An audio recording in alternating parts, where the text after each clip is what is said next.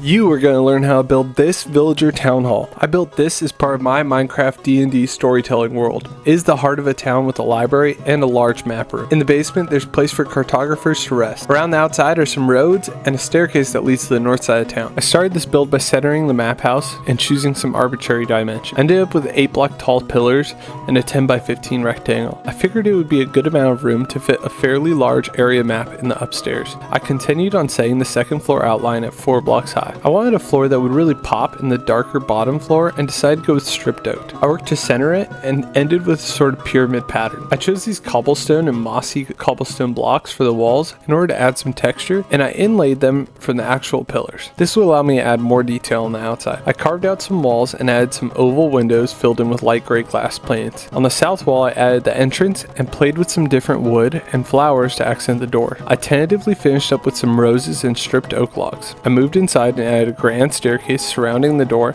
and played with some designs for the second floor. I settled on stripped oak logs again, but this time in a checkerboard pattern. I thought I might try some dark oak logs, but decided against it as it added too much contrast to the floor. Next, I built up the walls and carved some windows out, leaving the north wall plain in order to fit a large painting on the inside wall of the second floor. I used the same light gray glass planes and filled in the windows. I moved from the walls to the roof and tried to sculpt a longhouse looking roof. I played with the spine shape and ended with a 3 block look that really felt like emulated the shape of a log. I filled in the middle pieces with oak stairs and trimmed it with slabs. Now it was time to define the outer walls and create some texture and definition. I started with some stairs and played with their design a bit until I found a pattern that I really liked. Then I used some spruce trapdoors and added some texture to break up the repetition from the oak logs. This looked really good to me. I wanted to show that the town wasn't just a peaceful little town, but really drive home the reality of the zombie plague. I added some iron bars to the windows on the first floor, and I thought about using chains, but it didn't quite look right. I moved on around the building and finishing the blank wall on the north side and created a new square pattern here. I accidentally forgot to add any spruce trapdoors here until later, but after that I revisited the entrance and lowered the dirt level of the planterns and also framed the second floor window.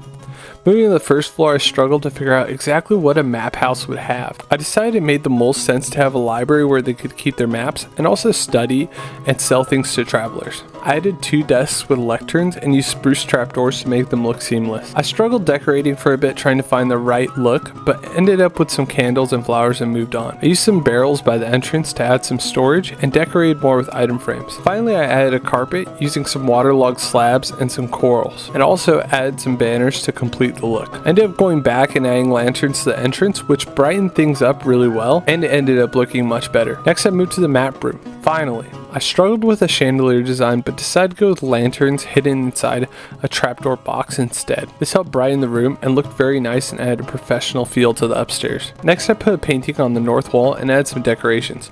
First lanterns and then some pottery using the new 1.20 pottery designs. I felt this added a nice touch to the huge display piece and framed it well. Now all I had to do was fix up a map table. Initially I used some stairs and planks to make the table, but I realized it had to be an even number of blocks wide to be centered. I made it 4 blocks wide and tried adding some carpets and candles to decorate, but decided it was a bit off topic. Instead, I made the whole table into one large map and then collected maps from the area to fill the table. It was looking very good now, and I added some banners to help support this look. Later, I changed their design to some stripes. Moving on, I added functional blocks with tables to provide a workspace for the cartographers. Now that I was done with the second floor, I moved on to a basement. The basement would serve as a place for the map makers to sleep, and also somewhere where they could store goodies in barrels. I opted for some oak ceilings and mangrove walls here with a floor of blackstone. This really helped make the room look very cozy and warm. I organized the beds a bit and added some furniture and another 2 workstations. To finish the look, I added some item frames and moved on to the exterior. I used mud bricks to form a road and added in rude dirt, normal dirt, and some packed mud blocks to help the road look weathered. I took the road around the map room and up the north hill. I terraformed the hill a bit and then added some lanterns and a little tunnel to mystify the road.